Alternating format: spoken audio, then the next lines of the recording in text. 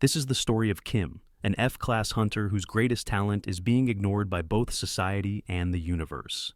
It turns out that a mysterious tower suddenly appeared in his world and granted power to almost every other loser, but Kim remained an invisible, useless, F-ranked trash. Meanwhile, at the very top of this new world is the Flame Emperor, a walking disaster with perfect PR, unlimited firepower, and the freedom to say whatever he wants without consequences, which is everything Kim wishes he could be and knows he never will be.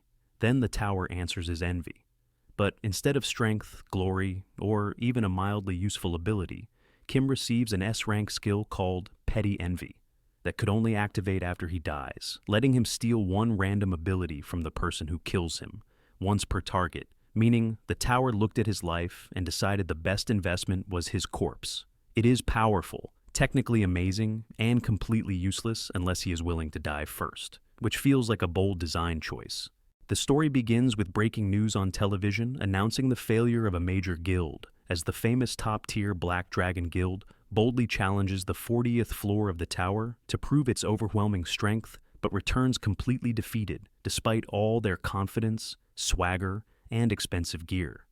The reason for their humiliation is a single hunter, the #1 ranked Flame Emperor, who has cleared the floor boss alone and has casually set a new record, making the guild's 10-year reputation look like a bad joke. The broadcast cuts to the Flame Emperor mid-interview, where he abruptly steals the microphone from the reporter and loudly complains about people using his nickname instead of his real name, while openly grumbling about finding the idiot who thought calling him the Flame Emperor was clever. At the same time, a young man watches the report from his tiny room and admires how freely the Flame Emperor speaks his mind, while scrolling through HunterNet, filled with comments ripping into the hunter's awful attitude. Instead of joining the critics, the young man repeatedly types that he wants to be like the Flame Emperor, convinced that if the world were a storybook, the Flame Emperor would be the main hero while he himself is a useless extra, barely worth naming. Meanwhile, the reporter continues praising the hunter and reveals that the Flame Emperor's real name is Yoon Suha, reminding viewers that he awakened in his early 20s and defeated a boss monster the Black Dragon Guild failed to conquer for 10 years, doing it in less than a month and making their efforts look pathetic. These achievements cement Yoon Suha as a living legend, but when he is asked to offer advice to new hunters, he bluntly states that those destined to succeed will succeed, and that anyone who stands in his way will be killed, before walking off and ending the broadcast without a shred of warmth or decency. The young man slams his tablet down in frustration, feeling like those words were aimed directly at losers like him, and he desperately wishes for even one decent skill like the Flame Emperor possesses. He lives in a cramped studio apartment and gets mocked by other hunters as a useless F-class with no abilities. A life so miserable it barely qualifies as participating in the Tower era. Tears fall as he vents his despair, crying out that he wants to be like the Flame Emperor, or to have his power for just one moment instead of remaining a hopeless nobody. At that exact moment, a blinding light shines from above, and when he looks up, he recognizes a sight he has only ever seen in highlight videos. A glowing card floats down before him, and a system message from the tower appears, stating that it acknowledges his deep and petty envy, and has decided to reward that ugly emotion with a skill card, which feels suspiciously like the tower mocking him. The system's tone feels strange, but he does not care because he finally has a skill, and not just any skill, but a rare gold S-rank card that he grabs without thinking. The skill description appears under the title Petty Envy, explaining that it activates automatically upon the user's death, and allows him to copy one random ability from the person who kills him. The skill cannot be copied from the same person twice, and only works if he dies first, leaving him staring at the card in disbelief, as he realizes the tower has given a useless idiot an absurdly powerful ability that requires him to die before it does anything at all. The tower appeared in the world one day without any warning, standing so tall it could be seen from anywhere on Earth. And the first people to enter were those with nothing left to lose, who quickly discovered that every floor was packed with lethal monsters from other worlds. A handful of these unlucky pioneers were chosen by the tower and granted special skills, and once rumors of power, treasure, and instant status spread, countless people flooded toward the tower, hoping to hunt monsters and stop being nobodies. Meanwhile, during a live TV interview, a man claims he witnessed the Flame Emperor in battle and describes him moving as if he were dancing with a flaming spear. While at a nearby food stall, our MC Kim watches the broadcast and asks the owner to change the channel. The owner insists the news is interesting and asks if Kim dislikes the Flame Emperor, but Kim explains it is not dislike and says there are people who live absurdly perfect lives like the Flame Emperor, while people like him are stuck with terrible luck and misery, a claim the owner clearly does not buy. Kim then mutters that he actually received an S+ rank skill the day before, but using it would kill him, and his frustration grows because he cannot even report the skill to the Hunter Association without signing his own death certificate. On his walk home, the system interface flashes before Kim's eyes, showing the daily rankings with the Flame Emperor in first place, Black Dragon in second, and Viper in third. But then a sudden headache hits him, just as a strange noise echoes from a nearby alley. Curious and making yet another bad life decision, he peeks inside and sees the Flame Emperor confronting the Saintess. The Flame Emperor accuses her of pretending to be innocent, and reveals that he poisoned the drink she just consumed with basilisk stomach acid, stating it is the same poison she planned to use on him, and adding that, without his own skills, he would already be dead. The bottle shatters on the ground and hisses with acid, while the Saintess insists it is all a misunderstanding, and claims she only wanted to clear the tower together, as a team. The Flame Emperor responds coldly that he once believed that too, but now knows better, and from his hiding spot, Kim listens in shock as he realizes that all the rumors about the Flame Emperor and the Saintess dating are complete nonsense. The Flame Emperor suddenly pins the Saintess by the neck against the wall and orders her to nod for answers, warning her not to lie while claiming he has a lie detection skill and promising an antidote if she tells the truth. He asks whether the witch from the Black Dragon Guild sent her to kill him, and when the Saintess nods weakly, he immediately burns her alive. Her screams fill the alley as Kim trembles in horror, finally realizing that the world's beloved hero is just a well-marketed murderer. Panicking, Kim tries to run but steps on a broken bottle, and the noise makes the Flame Emperor turn around and remark that he thought he had chased away all the rats but apparently missed one. Terrified, Kim locks eyes with him and feels an icy dread, seeing the sharp and cruel gaze of someone who has killed far too many times for comfort. He stumbles and collapses as the Flame Emperor approaches, and in desperation he begs for his life while insisting he saw nothing. The Flame Emperor says he does not believe him and demands the truth, threatening to kill Kim just like the Saintess and accusing him of being sent by the Black Dragon Guild, while Kim trembles and wonders how this ruthless monster could possibly be the same hero admired by the world. Kim shouts that the Flame Emperor should use his lie detection skill to prove he is telling the truth, only for the Flame Emperor to calmly reply that he has no such skill. Kim freezes as he realizes the Saintess was killed, without proof and purely on suspicion, while the Flame Emperor coldly states she truly was planning to poison him and would have killed him tomorrow, if not today. Kim grows nervous as the Flame Emperor says he already knows the truth and can see Kim's innocence because he asked about the lie detection skill, leading Kim to feel relieved and foolish enough to believe he will survive. But then, without warning, the Flame Emperor places his hand on Kim's head and burns him alive while telling him to just die. In a brief flashback, Kim remembers his childhood headmaster telling him that his name, Kim, the Korean name for Confucius, meant he was destined to become a great person, like the Flame Emperor, which now feels like a sick joke. In the present, Kim does not want to die this way, and is consumed by pain and regret as the flames tear through him.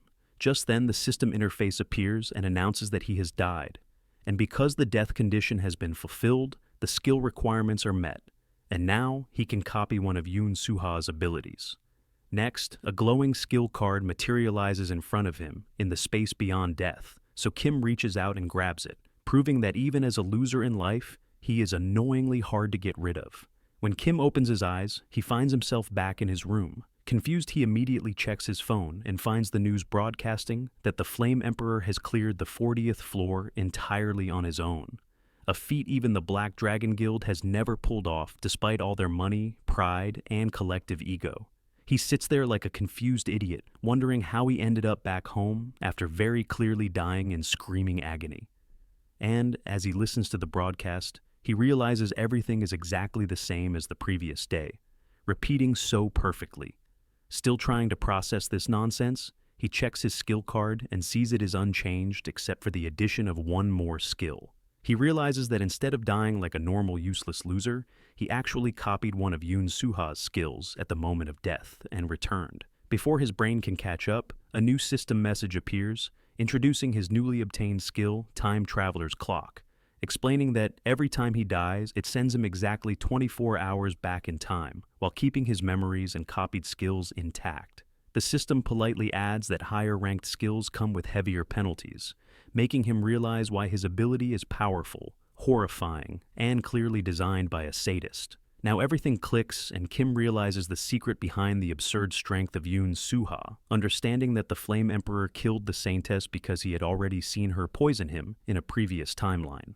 With time travel on his side, Yoon Soo-ha simply went back and murdered her first. Kim finally understands why he was burned alive too. Not because he was dangerous, but because he was a potential future inconvenience that the Flame Emperor didn't feel like dealing with. Later, just then, Kim hears Yoon Soo-ha on the news again, declaring that he will kill anyone who tries to rival him. However, this time, something changes, and instead of fear, he feels a sharp, bitter resolve. He is no longer just a pathetic F-class. Nobody's staring at a screen, because now he knows the so-called hero is nothing more than a murderer with good PR and a microphone. Kim lives in Babylon, a city built entirely for hunters to train, fight monsters, and chase glory.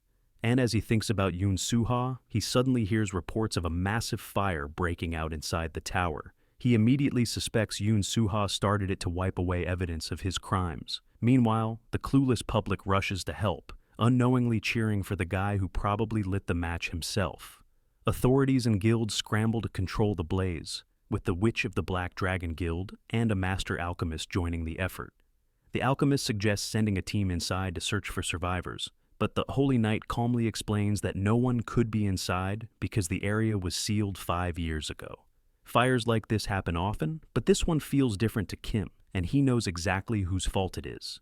Kim waits for the Saintess to appear, but she never does, which immediately raises alarms since she never misses important events. Others casually assume she is out on a date with Yoon Soo-ha, which only highlights how completely fooled everyone is. The moments later, Yoon Soo-ha himself arrives pretending ignorance, fixing his hair and mocking the chaos by asking who dared to play with fire without his permission. And the moment Kim sees him, the hatred he's been holding back explodes. The Holy Knight bows and greets Yoon Soo-ha as the Flame Emperor, then asks him to save the burning slums, only for Yoon Soo-ha to casually demand a reward, as if he isn't the one who caused the fire in the first place. Kim grips his knife so hard his veins bulge, furious at the sheer audacity, while the Holy Knight points out that if he saves them, the public will praise him as the greatest hunter of Korea.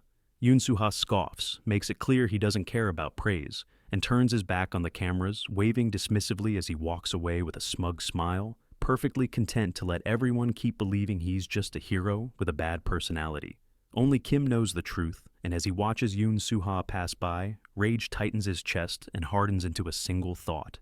He has to kill him. Ignoring the crowd's shouts and warnings, Kim forces his way forward, driven by pride, anger, and the belief that hunters exist to protect humanity, not exploit it. Yoon Soo-ha senses someone approaching and stops, while Kim charges forward like a madman gripping his knife. The crowd panics and screams for him to stop, but Kim runs straight past Yoon Soo-ha, hurling himself into the raging flames without hesitation. The fire erupts violently and shocked onlookers scream, while Kim burns. The last thing he sees is Yoon Soo-ha watching calmly from a distance. Untouched and unbothered, Kim accepts his death because it is the only way he knows to challenge that monster. Next, the system announces that the time traveler's clock has been activated, and it sends him 24 hours back in time, and when he wakes up, he is once again in his room. The system reports no penalty for his death, and Kim realizes that being an F-class loser finally has one upside, since his useless rank shields him from harsher consequences. Even so, Kim knows he is far too weak to defeat Yoon Soo-ha right now, because even killing him would only cause the Flame Emperor to rewind time and come back like nothing happened.